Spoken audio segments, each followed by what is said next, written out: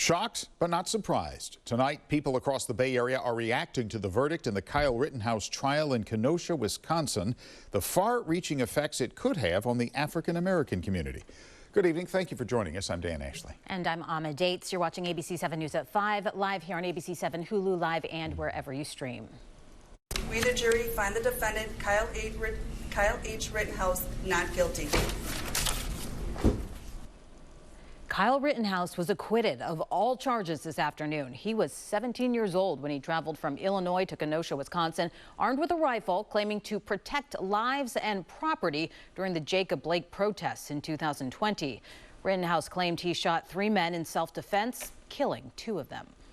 He has a huge sense of relief for what the jury did to him today. He wishes none of this would have ever happened. The charges were dismissed with prejudice, meaning Rittenhouse can't be tried again. Family members of the victims condemned the verdict. Either all of our lives matter or none of them matter. And I feel like in this case, it feels like the victims' lives don't matter. President Biden reacted to the verdict today, telling reporters, quote, "The jury system works and we have to abide by it."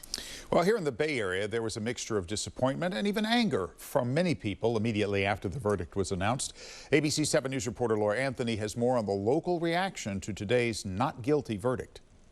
People are shocked that it was so unanimous, but they're not surprised. Political scientist James Taylor believes the not guilty verdicts in the Kyle Rittenhouse trial will resonate deeply with the black community, even though the defendant and those he shot are all white. Everyone in America seems to have a common sense that if Kyle Rittenhouse was Latino or black, that everything would have been completely different. It's happening in Kenosha, right? But it impacts all of us. It impacts black people everywhere. It impacts the allies that stand with us in the demand for black liberation in this country everywhere. Rittenhouse shot 3 people, killing 2 during a Black Lives Matter protest in Kenosha. The teen's attorneys successfully argued that he acted in self-defense. There wasn't any doubt that he shot these folks. So the jury was simply asked, do you find that he was justified in self-defense, or really do you find that the government hasn't proven beyond a reasonable doubt that he wasn't justified in that moment?